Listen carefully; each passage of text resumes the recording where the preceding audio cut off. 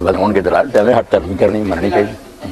بسم اللہ الرحمن الرحیم. جی اعوذ باللہ السمیع العلیم من الشیطان الرجیم. بسم اللہ الرحمن الرحیم. اچھا سر، آج 23 مارچ 2012 ہے اور جمعے کا دن ہے، تو کچھ امپورٹنٹ کوسچنز آپ سے کرنا چاہ رہے ہیں. اس میں سب سے پہلی چیز یہ کہ صحیح مسلم میں حدیث ہے غدیر خم کی کہ آپ صلی اللہ علیہ وسلم نے حجۃ الوداع سے واپسی پر خم نامی گاؤں میں خطبہ دیا، جس میں آپ صلی اللہ علیہ وسلم نے پہلے تو قرآن پاک کے بارے میں ترغیب دلائی، اس کے بعد پھر آپ صلی اللہ علیہ وسلم نے اہل بیت کا احترام کرنے، ان کا خیال رکھنے کے بارے میں فرمایا. تو اس حدیث کے کانٹیکسٹ میں ہمارے جو اہل تشیع بھائی ہیں ان کا یہ کانسیپٹ ہے کہ اس موقع پر نبی صلی اللہ علیہ وسلم نے سیدنا علی کو اپنا وصی بنایا تھا، جبکہ ہمیں صحیح بخاری اور مسلم میں یہ حدیث ملتی ہے کہ آپ صلی اللہ علیہ وسلم کے بارے میں جب عبداللہ رضی اللہ تعالیٰ عنہ سے سیدنا طلحہ نے پوچھا کہ کیا رسول اللہ صلی اللہ علیہ وسلم نے اپنا وصی کسی کو بنایا تھا، انہوں نے کیٹاگوریکل ڈینائی کیا کہ نہیں، البتہ آپ نے ہمیں کتاب اللہ پر عمل کرتے رہنے کی وصیت فرمائی تھی. تو وصی کے اعتبار سے آپ کا کیا کانسیپٹ ہے؟ آپ نے ایک تو حدیث سکران بیان کر لی، ایک یہ کر وصیت کی بات کر لی. حدیث سکران مختصر میں اس کے بارے میں کروں. بعض لوگوں میں یہ بھی ہے، انہوں نے روایتوں میں درج کر دیا کہ یہ حجۃ الوداع کے موقع پر بھی آپ نے یہ بات کہی، مگر وہ نہیں درست بات. ہاں، یہ صحیح صرف یہ کہ غدیر قوم کے موقع پر ہی آپ نے یہ بیان فرمایا. اور اس سے ہمارے جو شیعہ دوست استدلال کرتے ہیں، اس پر میں نے ان سے کئی بات کہا کہ اگر موقع ہے اس بات کا کہ اہل بیت سے بھی تمسک کرو یا یہ خلافت کا معاملہ، تو یہ میدان عرفات میں آپ کرتے، جہاں سارا عرب جمع تھا وہاں بیان کرتے. اب وہ سارے لوگ کوئی یمن کو چلے گئے، کوئی عراق کدھر چلے گئے، ادھر تو شام والے یا مدینہ والے ہی آئے، ان کے سامنے آپ نے یہ خطبہ دیا. وہ موقع آپ نے کیوں مس کر دیا جب ساری امت وہاں جمع تھی؟ وہی وہاں یہ ہدایت فرماتی. وہاں جو صحیح حدیث وہ آپ دیکھتے ہیں صحیح مسلم میں ابو داؤد میں آپ نے صرف کتاب اللہ کا کہا کہ میں تم ایک چیز چھوڑتا ہوں، جس سے جو ہے نا سنت وغیرہ کا وہ بھی حاکم وغیرہ کی روایتیں بس سارے ہی دیتے ہیں نا، کوئی نہیں. اصل بات جو تھی میں نے تم میں کتاب اللہ چھوڑ رہا ہوں، اس کو پکڑ کر رکھو گے تو عمران ہو. یہ جو خطبہ غدیر کا، اس میں بھی جو ہے نا تمسک کی بات کی، ہدایت لو اور نور ہے، وہ سارا قرآن کے بارے میں، اہل بیت کے بارے میں آپ کی بات ٹھیک ہے. آپ نے صرف نا حسن سلوک کی بات کی. اللہ تعالیٰ نے آپ پر منکشف کر دیا تھا کہ بعد میں لوگ ظلم کریں گے، اذکرکم اللہ فی اہل بیت. یہ بات کہی کہ میں تمہیں اللہ کا خوف دلاتا ہوں میرے اہل بیت کے بارے میں، غلط طرف سے اختیار نہ کرنا. ہدایت کی بات جو نا جہاں آتا نا بعد رہتا ہوں تمسک کرو، وہ بھی نہیں صحیح ثابت ہوئی. نہیں، بات جو نا ٹھیک کرنی چاہیے. ہاں، کتاب جو ہے نا ہدایت کے لیے وہ اللہ کی کتاب ہے. باقی جو ہے نا کہ ان کے ساتھ کرنا، نیک سلوک کرنا. پھر ساتھ اس کے جو آتا کہ حضرت زید نے جب یہ بات بیان کیا، لوگوں نے پوچھا ہے بیت کون ہے، تو انہوں نے جب کہا عباس. اب جو شیعہ حضرات کا کہنا اس میں تو پھر 12 امام جو آل علی تھے ان وغیرہ یا امامت کی بات ہوتی ہے، تو کہا کہ یہ سارے اس میں داخل ہیں جو آپ نے سکران میں کہا کہ میری طرف آل جعفر بھی ہے، آل عقیل بھی ہے. تو یہ خلافت وغیرہ سے یا یہ دین کے لیے تمسک کی بات نہیں، یہ صرف آنے والے واقعات کے بارے میں نا امت وغیرہ ہدایت. وہ جیسے علامہ مناوی دیکھنا ہے کہ امت نے اس کے بالکل برعکس کیا، جو آپ نے تاکید کی نا اس کے الٹ کیا کہ کچھ شہید کر دیے گئے، کچھ قیدی بنا دیے گئے، کسی کو در در پھیلایا گیا. ظلم تو محمد علی بہت کیا نا، آپ کی اس وصیت پر عمل نہ کیا تو ظلم جو کر سکتے تھے نا وہ کیا. اور وہ ظلم ہی آج تک نا امت کو پھر ایک نہیں ہونے دیتا، کیونکہ جن لوگوں کے دل زخمی ہیں کہ یا رسول اللہ کی آواز کے ساتھ ان کلمہ گو نے کیا، بات ان کی بھی ٹھیک ہے. یہ دوسرے مسلمان ان کا لحاظ نہیں کرتے کہ ان کی کوئی ذاتی دشمنی نہیں کسی سے، وہ بیچارے غمزدہ کہ حضور کے بعد یار ایسا کیوں سلوک کیا گیا، کوئی زہر سے مار دیا گیا، کسی کا سر قلم کر کے علاقوں میں گوایا گیا. اب یہ بات تو دل سو دی، ہم ہزار پردہ ڈالے، دل تو جل رہا ہے کہ کلمہ گو کا یہ کام نہیں تھا. اور میں یہاں صرف ماہر القادری کا ایک شعر جناب نقل کر دوں گا. ان کے ہاتھوں سے لٹی باغ رسالت کی بہار، جو نمازوں میں صدا پڑھتے رہے سر لینا. کافر مارتے نا جتنا دکھ نہ ہوتا، کلمہ پڑھ رہے اور تیرے ایک آدمی جنت کے جوانوں کا سردار ہے تمہارے سامنے حدیث بیان کر رہا اور کہتا تمہارے اندر ابو سعید خدری جابر موجود، پوچھ لو حضور نے یہ میرے بارے میں فرمایا نہیں، کس بنا پر مجھے قتل کرتے، مگر کوئی کسی نے نا رائے برابر اثر نہیں لیا. اس لیے وہ اہل بیت کے بارے میں تو صرف اتنا تھا کہ ان سے حسن سلوک کرنا. کتاب اللہ صرف ہدایت کے لیے. ٹھیک ہے. اچھا جی صاحب، اس میں بات یہ ہے کہ اگر کتاب اللہ ہے الحمدللہ وصی نبی صلی اللہ علیہ وسلم کی، تو یہ ہم جو مصحف کے بارے میں صحیح بخاری میں حدیث ملتی ہے کہ سیدنا ابوبکر صدیق کے دور میں جمع کیا گیا، پھر سیدنا عثمان غنی کے دور میں مصحف عثمانی یہ سامنے آیا. اگر یہ اتنی امپورٹنٹ چیز تھی تو آپ صلی اللہ علیہ وسلم نے 2 گتوں کے درمیان اپنی مبارک زندگی میں اس کو کیوں نہیں جمع کیا؟ اس بارے میں محمد علی صاحب جو شیعہ حضرات بھی کہتے ہیں کہ بعد میں حضرت علی پھر گھر میں بیٹھ کے قرآن جمع کروں، یہ سنی کہتے ہیں حضرت ابوبکر کو فکر پڑی کہ کاڑی مارے جا رہے. یہ باتیں جو ہے نا دین سے پوری طرح مطابقت نہیں ہے کہ آخری کتاب ہے زندگی موت اللہ کے ہاتھ میں ہے، رسول اللہ کو اتنی مہرت دے دیتا خدا انا علیہ جمع قرآن کہ قرآن تو اکٹھا ہو جاتا. منصر چھوڑ کر جانا خاتم النبیین کا، یہ کوئی قرآن کی حفاظت تو نہ ہوئی کہ لوگ پھر اکٹھا کرنے لگے. اس میں پھر ایک نہ ملی وہ حضرت عثمان رضی اللہ عنہ کے زمانے میں ملی، پھر ایک کی گواہی 2 کے برابر بنائی گئی. باتیں نہیں کی تھی. میں تو صاف کہتا ہوں، بے شک بخاری ہے مسلم ہے، یہ باتیں بالکل غلط ہیں. عبید بن سباق ایک ہی راوی گمنام جس کا کوئی پتہ نہیں، کوئی اس کے تفصیلی حالات نہیں، وہ کہتا ہے اصلاح جمع کی تاریخ شروع ہوئی. جمع حضور کے زمانے میں ہو گیا، لوگوں نے حفظ بھی کر لیا، لکھ بھی لیا جو لکھے پڑے لوگ تھے.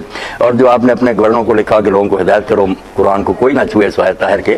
اس لیے ابن حزم کی بات ٹھیک ہے کہ لاکھوں قرآن اس وقت پوری دنیا میں پھیلے ہوئے تھے، وہی ایسی بات نہیں تھی. وہ قرآن جو صحیح بخاری میں حدیث ملتی ہے کہ سیدنا جبرائیل کے ساتھ نبی صلی اللہ علیہ وسلم دورہ بھی قرآن کا کرتے تھے، تو وہ اس پہ موقف وہ یہ کہتے ہیں کہ جی یہ ساری چیزیں زبانی چل رہی تھی، جنگ یمامہ کے موقع پر وہ شہید ہوئے تو پھر نہیں لازم محمد صاحب آتا ہے کہ لکھوا بھی آپ دیتے. ٹھیک، وہ کہتے ہیں ایک جگہ کتاب مؤلف نہیں تھی، مگر جو ہے نا کہ کاغذ کے پردوں پر، اس طرح کھجور کے پتوں پر، ٹھیکر وغیرہ پر لکھنا تو مانتے ہیں کہ کوئی شے ایسی نہیں تھی جو آپ لکھواتے نہیں تھے. ساتھ ہی قرآن کے اب قرآن کے حوالے سے جو یہ اختلاف پھر اہل سنت میں بھی آیا، اہل تشیع میں بھی 7 قراتوں والا. 7 قراتوں کی بات. اور ایک جو حضرت ابن مسعود کے ذمہ لگاتے ہیں نا کہ وہ مانتے نہیں تھے مبلغ کو یا فاجر، یہ باتیں بھی دین کی جڑ کاٹنے والی. کہ وہ آدمی جس نے 70 صورتیں حضور سے سبقن پڑھی تفسیر کے ساتھ، وہی نہیں جانتا جو کہتا ہے اگر میں جانتا مجھ سے زیادہ کوئی قرآن کا عالم ہے تو میں اونٹوں کے جگر جلا کر بھی اس تک پہنچتا. وہی صحیح بخاری میں بھی ہے کہ 4 بندوں سے قرآن سیکھو. وہی اور ابن اعظم کی بات ٹھیک ہے کہ یہ سب باطل باتیں، ان کے سے 2 قرات متواتر آ رہی ہے، اس میں یہ مبتدعین بھی ہیں، فاتحہ بھی ہے. تو شیعہ سنی سارے میرے بھائی نے قرآن کے بارے میں شک ڈالا ہوئی جو روایتیں ان کو دیوار پر مار. اچھا، قرآن ہی مشکوک ہو گیا، بات ہی نہیں. آپ نے جب بیان کیا کہ میں تمہیں ایک چیز چھوڑ کر جا رہا ہوں ہدایت کے لیے، کتاب اللہ تو ٹھیک ہے. اچھا، کتاب اللہ اس میں نے آپ کے بارے میں سنا ہے کہ آپ رجم کی سزا کے قائل ہیں. اچھا، اب مسئلہ یہ ہے کہ صحیح بخاری میں جو رجم کے بارے میں سیدنا عمر کا خطبہ موجود ہے کہ یہ آیات پہلے قرآن میں نازل ہوئی، ہم پڑھتے تھے اور پھر بعد میں جو ہے وہ آپ کو پتہ ہے ڈیٹیل خطبہ نہیں. اس میں جو لوگ کہہ رہے ہیں انہوں نے کہا قرآن میں تھی، قرآن نہیں لفظ ماں، انہوں نے کہا کتاب اللہ میں یہ بھی بات تھی. چلے کتاب اللہ دیکھیں نا آپ کو علیکم کتاب کا عادت ہے کتاب اللہ علیکم. قرآن شریعت مراد ہے کہ جو شریعت تھی نا، بے شک قرآن میں جو سنت میں شریعت میں یہ حکم اترا تھا کہ اس کو سنگار کرو، تو اس کو یاد کرنا پڑھنا. اب جو آیت بتاتے ہیں نا وہ محمد علی صاحب نہیں، وہ آیت تو قرآن کا اسلوب میں نہیں بیٹھتی، اسلوب میں نہیں بیٹھتی. نہیں خلاف ہے نا مسلک کی. مسلک تو شادی شدہ جو ہے نا اس کو سنسار کو بھی ایکسپلین نہیں کرتا، مگر وہ شادی شدہ نہیں، وہاں بوڑھے کی بات ہے. الشیخ و بشیخہ تو آپ کہتے ہیں نہیں بوڑھے سے مراد شادی شدہ، یہ کس لغت میں بھائی؟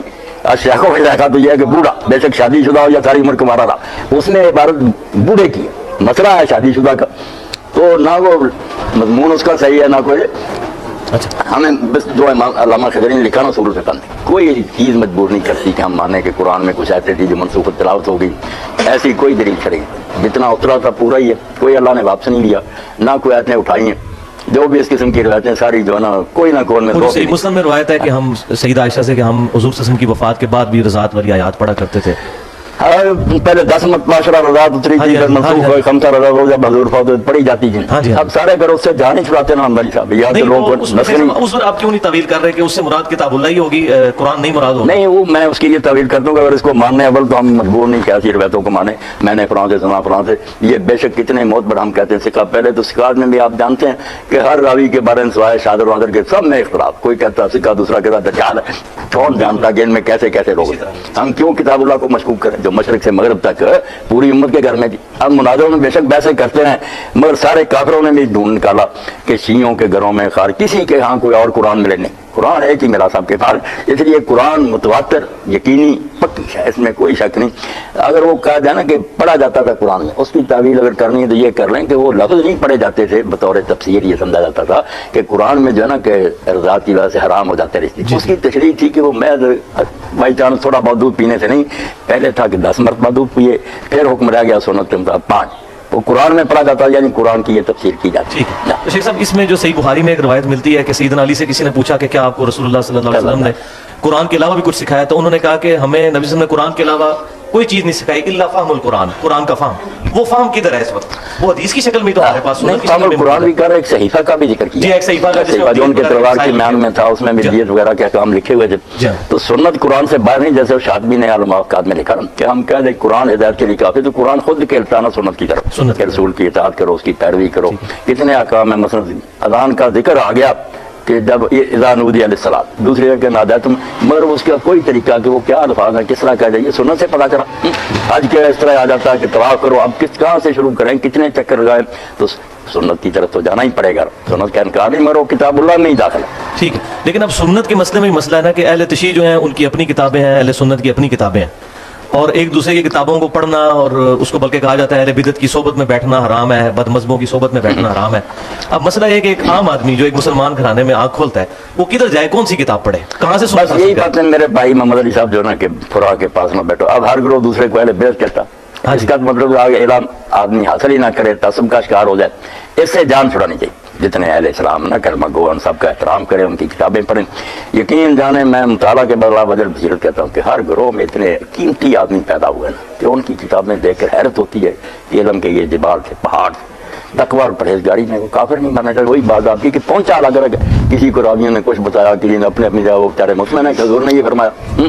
اور اس میں جو اختلافات ہم نے ابھار دیے نا گنماز کے کچھ ذرائع ہیں ان کو چھاڑ دیتے ہیں، ورنہ 999 باتیں اگر حدیثیں جمع کی جائے نا مجمع البحرات، ادھر سنی ادھر شیعہ، اخلاقیات ادھر معاملات اور آپس ہے تقریباً ایک ہی بات۔ انسان بننے کے لیے سب کے پاس ایک، مگر ان کو چھوڑ کر جب آ جاتا نا پاؤں دھونے یا مسا کرنا، ہاتھ چھوڑنے، اور دو چار باتیں اتنی ہیں وہ چھاڑتے ہیں کہ لوگ سمجھ یار اسلام میں جھگڑا ہی جھگڑا۔ جھگڑا ہی جھگڑا، ٹھیک ہے، ٹھیک ہے۔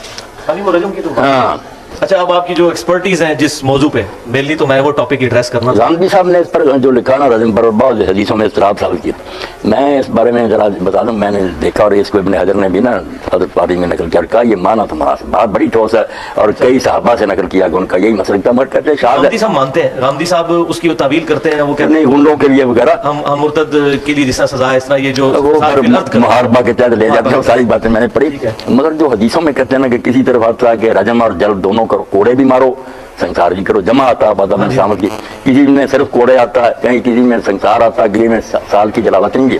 تو اس بارے میں بعض صحابہ کا بھی مطلب فتح الباری میں، اور شیعہ جو فقہ اس میں نا محمد علی صاحب بہت اچھے طریقے سے بات واضح کر سمجھ نہیں جاتی کہ جیسے جیسے جرم شدید ہوتا جاتا سزا بڑھتی جاتی۔ ایک ہے محض زانی اور زانیہ، ان کے ساتھ اور کوئی قید نہیں، جب شاید جنا کیا وہ کمارے ہیں، ٹھیک ہے، ان کے لیے وہ قرآن پاک کی سزا۔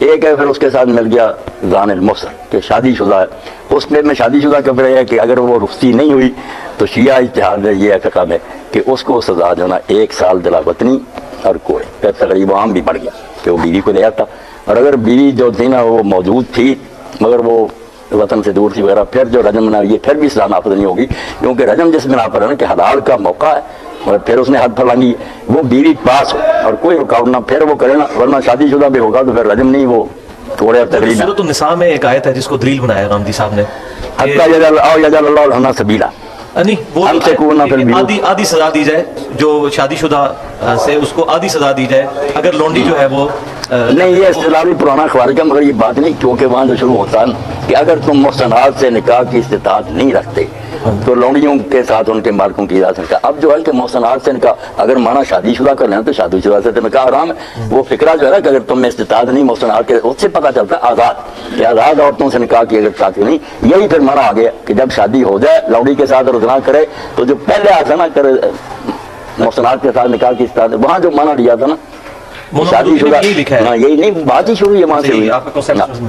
اچھا، وہ میں اب چاہ رہا تھا کہ آپ تھوڑا ایڈریس کر دیں جو آپ کی ایکسپرٹیز ہیں جس ٹاپک پہ، اس پہ اب میں باقی کوشچن کرنا چاہتا ہوں۔ ایک تو یہ بتائیے کہ ابھی عوام الناس کو کافی آپ کے بارے میں کنفیوژن ہے، جب میں نے بھی پچھلے سال 10 دسمبر 2011 کو حسینیت اور یزیدی والا لیکچر ریکارڈ کرایا تو مجھے لوگوں نے کہا یہ آپ مولانا صاحب کے شاگرد ہیں، میری آپ کی نہیں کوئی پہلی ملاقات ہے۔ اچھا، اب میں یہ چاہ رہا تھا کہ آپ کا جو عوام میں کنسیپٹ ہے وہ ذرا تھوڑا کلیئر کر کے آئے کہ آپ سیدنا معاویہ رضی اللہ تعالیٰ عنہ کو صحابی مانتے ہیں اور مسلمان مانتے ہیں، یہ ذرا کلیئر کر دیجیے، باقی ان کے اعمال ان کے ساتھ صرف یہ بات کلیئر کر دیجیے۔ محمد علی صاحب یہ باتیں جانا کیا کریں، اگر صاحب کہتے ہیں پھر بھی لوگ خلاف ہوتے ہیں، نہیں کہتے پھر ہم اپنے ضمیر کے مجرم ہیں۔ اب صحابی کا ایک معنی دو اس کے لحاظ سے تو آپ نے عبداللہ بن عبیر ان کے ساتھیوں کو بھی کہا، جب لوگوں نے کہا کہ انہیں اجازت کریں قتل کریں تو آپ نے کہا تم چاہتے ہو کہ یہ پروپیگنڈا ہو جائے کہ محمد اپنے اصحاب کو قتل کر، یہ آپ نے پڑھا نا، آپ سے تو کوئی بات چھپی، اصحاب تو ان کو بھی کہا، لغت کے لحاظ سے تو صحابی تھے، ساتھ ہی تھے، مگر جب قرآن کہتا حدیث کہتی ہیں کہ ان میں لوگ منافق بھی، منافقین کا وجود تو بالکل مسلمہ، اب ہم اپنی مرضی سے کہہ دیتے ہیں یہ منافق نہیں تھا، اور منافق بھی صرف ہمارے پاس عبداللہ بن ابی رہ گیا، ورنہ جنگ احد میں جو 300 واپس آیا تھا، اور اس کے بعد جو اسلام پھیلتا گیا زیادہ ہوتے گئے لوگ منافق۔ ٹھیک، روب کی وجہ سے دب گئے. اور آخری سورہ میں بھی اللہ تعالیٰ فرماتا توبہ میں کہ مدینہ اور المنافق اللہ تعالیٰ میں نبی تو بھی نہیں جانتا ہم جانتے. اس لیے ہم کس طریقہ سے فیصلہ کر سکتے ہیں کہ یہ آدمی جو ہے صحابی ہے آپ کے دور کا, بظاہر اس نے اسلام قبول کیا مگر جیسے آتا کہ تم یہ کہو اسلام لائیں, یہ نہ کہو ایمان لائیں, ایمان ہی تمہارے دلوں میں. یہ سارے فیصلے علامہ الوجوب کے کہتے ہیں کہ اندر سے کون کیا تھا, جو کام کیے کسی نے ہم کفر ایمان چھوڑے ہوئے کا احترام بھی کریں, کیوں برا بلا کہیں ہمیں کوئی حق نہ کوئی فائدہ ہی. نہیں اس کو بھی محمد صاحب لوگ غلط استعمال کرتے ہیں نا, امام احمد کے ذمہ لگاتے ہیں, ابن کثیر بھی لکھتا ہے کہ ان باتوں میں نہیں پڑا جو گزر گیا. یہ بات نیکوں کے بارے میں, یہ نہیں کہ برے لوگ جو ان کے برائی کا تذکرہ نہ کرو. یہاں ابراہیم اسماعیل اسحاق وغیرہ کے حوالے دے کر نا یہودی کہتے تھے کہ ہمیں ان کی نیکیاں کافی ہیں, ان کی اولاد مسلمان. دونوں جگہ یہ آتا ہے کہ وہ لوگ جو تھے نا انبیاء وہ گزر گئے, اسی لیے لہا ہی آیا, لقوم لہا علیہ نہیں آیا کہ جو گناہ انہوں نے کیے ہیں وہ ان پر نہیں, گناہ کی بات نہیں کی کہ جو نیکیاں وہ کما گئے انہیں ملیں گی جو بس یہ فائدہ کی بات. جو بروں کے واقعات تو قابیل سے اللہ نے شروع کیے ہیں, آپ خود قرآن پڑھ دیا بروں کے تذکرے سے. اگر یہ بات بری ہوتی کہ جو مر گیا چھوڑو تل کا امت, کیوں اللہ یہ موقف غلط ہے. خیر اچھا, لیکن اہل سنت نے متفقہ طور پر جو ہے وہ سیدنا معاویہ کو صحابی کے طور پہ ڈیل کیا ہے, ان کی احادیث بھی لی ہیں اپنی کتابوں میں. حدیث کے بارے میں تو میں بھی کہتا ہوں کہ بصر ہو معاویہ ہو کوئی ہونا, ان سے جو جی چاہے ہمارے صادر ہوئے ہیں, مگر یہ علماء نے پورا استقصاء کیا, ڈھونڈا کہ کسی نے حدیث بھی وضع کی ہے, اس جرم سے اللہ نے بچا رہے. شیعہ لوگ کہتے ہیں سمرہ سے نہ کتنے پیسے دے کر معاویہ نے حدیث بنوائی, دکھائی آج تک نہیں کہ وہ کہاں ہے سمرہ کی بنائی ہوئی. ابو ہریرہ کہتے ہیں گھر سے میں یار کوئی نمونہ دو نا, وہ بیچارے تو ان کے خلاف بولتے رہے اس تو یہ بہتان نہ لگاؤ, غلطیاں ہوئی ہیں بسم اللہ, مگر حدیث نہیں کسی نے بتائی. اس لیے صحابہ کل موجود ہے ساتھ تک بالکل جیسے شاہ ولی اللہ شاہ عبدالعزیز کی روایت حدیث میں سب موت پر. ٹھیک ہے, آ جائیں نیچے کے راوی دیکھیں, صحابی آ گیا حدیث نہیں اس نے گھڑی کر حدیث. آپ جو کہ ایک خاص حدیث میں مانتا ہوں, ہر ایک کی مانتا, حدیث میں کوئی شک نہیں. آپ ایک خاص مقبہ فکر کے ظاہر پلیٹ فارم سے ایک بات کرتے ہیں, اگرچہ آپ کی نیوٹرل بات ہے میری بات نیوٹرل ہے, لیکن کسی نہ کسی درجے میں اہل یہی کہتے ہیں مسئلہ. جی ہاں, اب مسئلہ یہ کہ آپ امام ابن تیمیہ کو بھی کوٹ کرتے ہیں اپنے اس میں. بہت اچھا, اب مسئلہ یہ کہ امام ابن تیمیہ کو میں نے بھی اسٹڈی کیا ہے, ان کے مجھے بھی کئی نظریات میں ایسی خرابیاں نظر آئی ہیں, اور بعض اوقات آپ کو بھی اندازہ ہوا ہوگا, بعض اوقات جب وہ شیعہ کے رد میں لکھتے ہیں تو بعض اوقات نسبیت کی بو آتی ہے ہم سے. سیدنا علی کے فضائل پہ وہ بعض اوقات صحیح حدیث کو کرنے کی کوشش کرتے ہیں. تو آپ کا امام ابن تیمیہ کے بارے میں کیا کنسپٹ ہے کہ وہ اہل سنت میں؟ یہ میرے پاس ایک کتاب جو آئی ہے نا سعودیہ سے, وہ آپ کو بھی پھر مہیا کر دیں گے, اس کا فوٹو اسٹیٹ علامہ ابن تیمیہ ناصری ہے. انہوں نے ان کی صحیح دیا کہ بالکل انہوں نے نا حضرت علی صاحب کو ان کا مقام صحیح دیا, خلیفہ راشد مانا, جو ان سے لڑے ان کو ناک سمجھا. باقی وہ مناظرہ میں تو آپ دیکھ لینا ہوتا نا کبھی آدمی میں نے بھی پڑھا انہوں نے مطلب ناسبیوں کا رد کیا. چلو ٹھیک ہے. اچھا, اب یہ بتائیے کہ یہ جو صحیح بخاری آدمی بہت بڑے کوئی شک نہیں, صحیح بخاری اور مسلم کی متفق حدیث ہے کہ میرے صحابہ کو برا مت کہو, تم میں سے کوئی اور پہاڑ کے برابر بھی سونا خیرات کر دے تو 600 گرام مد ان کی اس کے آدھ کو بھی نہیں پہنچ سکتا. یہ حدیث جو ہے یہ امتیوں کے لیے ہے کہ سیدنا معاویہ کے لیے بھی تھی کہ جن کے دور حکومت میں جمعے کے خطبوں میں سیدنا علی کو گالیاں نکالی جاتی رہی ہیں. تو یہ حدیث کیا ہم سب کے لیے کہ ہم ان کو برا نہ کہیں کہ صحابہ کرام علیہ رضوان کے لیے بھی ہے؟ اس کا جو پس منظر آپ دیکھتے ہیں نا کہ حضرت عبد الرحمن بن عوف رضی اللہ تعالیٰ عنہ کو حضرت خالد بن ولید نے گالیاں انہوں نے یہ پورا ٹکڑا نہیں پڑھتے, خالد نے گالیاں دی حضرت عبد الرحمن بن عوف کا معاملہ حضور تک پہنچا. تو آپ نے خالد اور ان لوگوں کو, اس لیے امام نبوی کہتے ہیں کہ اس حدیث میں جو کہا نا صحابہ کو بڑا گناہ کو, یہ مخصوص صحابی جو صلح حدیبیہ سے پہلے ایمان لائے تھے, ورنہ خالدی صحابی تھے. آپ نے کہا تم میرے صاحب کو بڑا نہ کہو, تم میں سے بہت پہاڑ. اس کا خطاب جو تھا نا صلح حدیبیہ کے بعد والے مسلمانوں سے تھا, وہ عام مانوں میں تو بھی صحابی تھے, مگر آپ نے اس میں خاص کہا کہ جن کو تم گالیاں دے دو سابقون کو, ان کے برابر تم اب ہو سکتے ہو. ہمیں بھی حکم بعد میں ٹھیک ہے پہنچ گیا, ہم پر بھی لاگو, مگر مخاطب اس کے حضرت خالد ان کے ساتھی تھے کہ تم برا کہتے ہو. ٹھیک. اچھا, صحیح بخاری میں ایک روایت ملتی ہے جس میں غزوہ خندق والے چیپٹر میں کہ سیدنا معاویہ رضی اللہ تعالیٰ عنہ جو ہے عبداللہ بن عمر کی طرف کنایا کر کے بات کرتے ہیں کہ تم میں سے جس شخص کو خلافت کی خواہش ہے وہ اپنا سر اٹھائے, میں اس کے باپ سے بھی زیادہ خلافت کا حقدار ہوں. اچھا, اب استغفر اللہ توب علیہ, سیدنا عمر کے بارے میں اتنا زیادہ سخت الفاظ جو سیدنا معاویہ کے زبان سے نکلے, اس کی وجہ کیا تھی؟ ان کا تو مسئلہ ہونا چاہیے تھا تحکیم کے مسئلے میں عبداللہ بن عمر کے ساتھ. حضرت عمر کو انہوں نے کیوں تختہ مشق بنایا اس مسئلے میں کہ میں تیرے باپ سے بھی زیادہ خلافت کرتا ہوں؟ کیا اس کی وجہ وہ تو نہیں ہے کہ وہ صحیح بخاری میں ایک رجم والی اسی حدیث میں ہے کہ سیدنا عمر رضی اللہ تعالیٰ کو کسی نے بتایا کہ جب عمر مر جائے گا تو ہم فلاں بندے کی بیعت کر لیں گے. یہ فلاں بندہ جو اس میں موجود نہیں ہے کون ہے اور یہ کون لوگ تھے؟ تو اس کو ذرا پوائنٹ آؤٹ کر دیں. یہ جو انہوں نے کہا نا کہ سر اونچا کرے جو خلافت کا امیدوار بنتا, میں اس سے اور اس کے بعد سے بہتر ہوں, اس کے بارے میں کچھ تو بھائی محمد یہ کہتے ہیں کہ ابن عمر وغیرہ کوئی یہ ان کی طرف سے ان کی بات کرو, حضرت عمر مخاطب تھے, مگر بہت سے یہ بھی کہتے ہیں کہ نہیں وہ حضرت علی اور ان کی اولاد کے بارے میں کہہ رہے تھے کہ جو کہتے ہیں ہم اور ہمارے باپ زیادہ خلاف کہتا ہے وہ سارا اونچا کریں. اور حضرت ابن عمر نے بھی اپنا نہیں کہا, یہی کہا کہ میرا جی تو چاہ کہ میں اپنا چھوڑ کر یہ جو اس طرح بیٹھے تھے گوٹ, میں ایسے کہوں کہ وہ زیادہ حقدار ہے جس نے تجھے اور تیرے باپ کو نا مار مار کر اسلام میں داخل کیا. ہاں باتیں تو انہوں نے بہت بات یہی ہے کہ وہ جو عمر بن مسلمہ باتیں نہیں ہیں. ابن عمر آپ نے ادھر ہی ان کا جواب کیوں نہیں دیا؟ اسے لگتا یہی ہے کہ بھئی وہ سیدنا ابن عمر کی ہی طرف اشارہ تھا. چلو ان کی طرف تب بھی برا ہے, حضرت علی کی طرف تب بھی برا. موسیٰ اشعری رضی اللہ تعالیٰ عنہ اور عمر بن عاص رضی اللہ تعالیٰ عنہ کے درمیان یہ طے پایا تھا کہ دونوں کو ہٹا کے ابن عمر کو خلیفہ بنا دیتے ہیں. یہ بات پایا ثبوت تک پہنچی ہوئی ہے نہیں تحکیم کے دوران؟ مگر ذکر تو ہے نا تبلیغ وغیرہ تاریخوں میں. اچھا تاریخوں میں ملتا ہے. اچھا یہ بتائیے کہ سعد بن عبادہ رضی اللہ تعالیٰ عنہ نے بیعت نہیں کی تھی سیدنا ابوبکر کی, تو اس کے بعد ان کا کیا مستقبل ہوا ہے؟ کدھر گئے وہ؟ اس کے بعد کوئی ذکر نہیں ان کا ملتا. تو ذکر تو ملتا صحابہ کے حالات پر جو کتابیں نہ پھر انہوں نے اپنا بال بچہ لیا اور مدینہ سے چلے گئے, شام جا کر نہ آباد ہو گئے, اور پھر انہوں نے حضرت عمر کی بات بھی نہیں کی. اب ان کی موت جو ہے نا وہ بھی نزاعی ہو گئی, کیونکہ وہ مردہ پائے گئے نا, صبح شام پیشاب وغیرہ کے لیے نکلے تو پھر وہ کسی نے انہیں ہلاک کر دیا, اور کنویں میں لاش ملی وہ بھی سبز ہو گئی تھی, پھول گئی تھی. اب ہم اہل سنت تو کہتے ہیں کہ جنات نے انہیں قتل کیا. یہ اشعار بھی کچھ بیان کرتے ہیں کہ جنات جو تھے انہوں نے کہا ہم نے حضرت کے سردار کو تیر مارا, دل پر جو خطا نہیں کیا. شیعہ کہتے ہیں انہوں نے لطیفہ ابن ابی الحدید میں لکھا نا کہ ایک شخص نے پوچھا شیعہ ان سے کہ علی نے اپنے حق کے لیے کیوں نہیں حضرت ابو بکر کے مانا یا حضرت عمر کے کوئی سوال اٹھایا. انہوں نے کہا یار وہ جنوں سے ڈر گیا. کیا کریں, تاریخ میں سب کچھ ہے. شیخ صاحب سیدنا ابوبکر صدیق رضی اللہ تعالیٰ عنہ پر 6 مہینے کے بعد سیدنا علی نے ان کی بیعت کی. اس میں سیدنا ابوبکر بھی اشکبار ہوئے اور انہوں نے ان کی جو ریزرویشن تھی ان کا احترام کیا, اور سیدنا علی نے بھی تعریف کی ممبر پہ آ کر. اب یہ سارے معاملات جو ٹیکل ہوئے, تو اب اس کے بعد کیا سیدنا ابوبکر صدیق رضی اللہ تعالیٰ عنہ کی خلافت پہ ہم اجماع تصور نہیں کر سکتے جب سیدنا علی نے بیعت کر لی؟ جیسے اپنے جو فقہاء اصولی ہیں انہوں نے یہ بات کہی کہ یار یہ اجماع جو ہے, اب ہمارا تو ہے کہ دل سے حضرت علی ان کے ساتھیوں نے بیعت کر رہی. وہ کہتے ہیں یہ شیعہ حضرات کو یہ غلط فہمی ہو گئی ہے, ان کے دل میں یہ شبہ بیٹھ گیا کہ اگر پہلے کرنی ہوتی خوش دلی سے شروع نہ کر لیتے. تو جب بتایا گیا کہ حضرت سیدہ فاطمہ جب فوت ہو گئی تو وہاں پھر محمد علی بھائی آتا نا کہ لوگوں کے چہرے جو تھے نا حضرت علی نے دیکھا میرا احترام نہیں رہا. انہوں نے پھر بلایا اور ساتھ ہی کہا کہ اکیلے آنا, اور وہاں لکھا کراہیت المغرب ہے, تو مرنا ہمارے گھر آئے ہیں.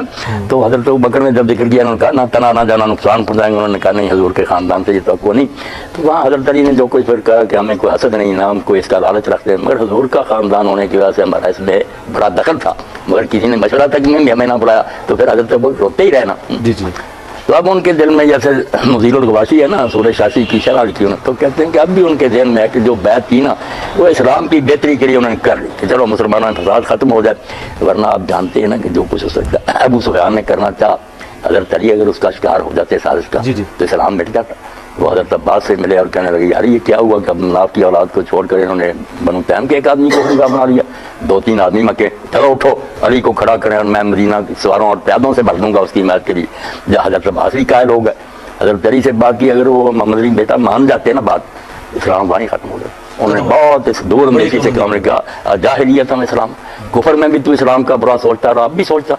کون ہے وہ پیادے جو میری امداد کے لیے تو لائے گا؟ وہی جو خندق وغیرہ میں لایا تھا, میری امداد کے بارے لائے گا. نہ میں رہوں گا نہ ابو بکر رہے گا, جا آرام کر, جو بن گیا ٹھیک ہے ہم اس کو قبول کرتے ہیں. اچھا آپ کا کیا اس بارے میں کانسیپٹ ہے کہ جو بعض لوگ کہتے ہیں کہ سیدنا حسن کو زہر جو ہے وہ سیدنا معاویہ نے دیا تھا, بعض لوگ کہتے ہیں یزید نے دیا تھا, اس کے بارے میں کیا پوائنٹ آف ویو ہے آپ کا؟ آپ دیکھنے کہ اس طرح کی سازشوں کے ثبوت تو نہیں ہوتے کہ لوگ بیان کریں کہ حدیثیں تو ویسے ملتی ہیں کہ ان کو زہر دیا گیا. یہ تو سب نے لکھا ہے کہ ماتا مسمومن شہید ہوئے وہ زہر سے. اور یہ بھی ہماری اتنی بڑی شرح ہے اور مبہوت اس میں وہ لکھتے ہیں کہ یہ جازہ بنت اشد نے یزید بن معاویہ کے اشارہ سے یہ کہا. ان کی ایک بیوی نے بیوی. اچھا اب یہ بتائیے جو موت پر ہوا نا معاملہ, کہ جب حضرت حسن فوت ہو گیا تو مقدام بن مہدی کربن کے ساتھی گئے تھے, تو حضرت معاویہ نے بتایا کہ تمہیں پتہ علی ابن حسین ابن علی فوت ہو گیا. تو حضرت مقدام نے دیکھو نا اخلاقی فریضہ تھا, صحابی نے کہا انا للہ, تو انہوں نے کہا تعدوا مصیبت, حسن کا مرنا کوئی افسوس کی بات ہے. اور ایک درباری بولا کہ جمرات نطفہ اللہ, وہ تو آگ کا انگارہ تھا جو خدا نے بجھا دیا. تو وہاں صحابی رسول نے کہا یار افسوس ہے, حضور کی ران پر ہوتا تھا, آپ اس کے لیے یہ کرنے فرماتے تھے اور تم نے اس کی موت پر انا للہ نہیں برداشت کیا. یہ باتیں بتاتی ہے نا کہ یہ سازشیں لوگوں نے ठीक है। ठीक है। अच्छा, उसी अबू दाऊद की ये वाली मिक़दाम बिन मादी वाली हदीस में आगे चलता है कि वो फिर कहते हैं मैं तेरा दिल जलाऊंगा। ये फिर तीन खिलाफत बातें के बारे में जब कहते रहते हैं हजरत हसन ने सुलह कर ली, उसमें ये नहीं बताते कि उन शराइत में था कि अगर मैं जिंदा हूंगा उस वक्त तो फिर दोबारा खलीफा मैं हूंगा, और दूसरी बात अगर मैं ना हुआ तो तुम अपने बाद किसी को रियाज नहीं मुकर कर सकते, उम्मत शुरा के जरिए चुनेगी। ठीक है। अच्छा, इसमें ये एक नासबी हम पे इतराज करते हैं कि अगर सैयदना अली ने हसन को अपने बाद बनाया है तो अगर सैयदना माविया ने बना दिया यजीद को तो क्या हुआ? क्या ये चीज ये मोहम्मद भाई बिल्कुल झूठ बोलते हैं। एक तो शिया अकीदा उसमें अली ने क्या मुकर करना, वो तो कहते हैं अल्लाह ने 12 मुकर कर दिए जैसे नबी मुकर की, वो तो बात ही अलग है। दूसरी सुन्नियों की बात तो बहुत साफ आता है, आपने कहा ना मैं तुम्हें हुक्म देता हूँ ना तुम्हें मना करता हूँ, तो अफसर तुम खुद बेहतर जानते हो, जी चाहे कर लेना बैठ लें। अच्छा। वो तो हज़रत अब्दुल्लाह बिन अब्बास ने बाद में तकरीर की ना, कह रही फौत हो गया, ये इनका बेटा है, अगर तुम चाहो इसकी बैत करो। ये कहाँ पे है ये चीज? ये हाकिम में है? इसलिए ना कोई नहीं उन्होंने मुकर किया, झूठ बोलते हैं। अच्छा, ये बताइए कि ये फिर जो अब ये जो बुखारी मुस्लिम में 12 खलीफों वाली हदीस मिलती है, ये 12 खलीफे कुछ नासबी तो वो उनको गिनना शुरू कर देते हैं, बाद में बनु उमैया के खलीफों को भी अहले तशरीह का कॉन्सेप्ट आइमा की तरफ जाता है। ये उम्मत को ये हदीस कैसे समझ आएगी? ये 12 खलीफा कौन है? ये तो आप देखते हैं ना, शरह लिखने वाले थक गए, इतने कौर है, हाँ जी, आखिर में कोई कह देते हैं मुतशाबिहात में से, मगर खलीफा जो है ना या उमरा, उसमें फिर ना शिया हजरात वाले आइमा जो ना बहुत वो चोटी के लोग हैं, लेकिन हुकूमत नहीं, वो हुकूमत नहीं मिली। उनमें से हजरत अमीरुल अली हैं, बाद में हजरत हसन हैं, फिर इमाम महदी हो सकते हैं, दरमियान में कोई ना हाकिम वक्त नहीं हुआ। लायक बेशक वो खिलाफत के दूसरों से ज्यादा उम्र नहीं ना उनको फिर वाकई मिली, इसलिए वो तो मुराद नहीं।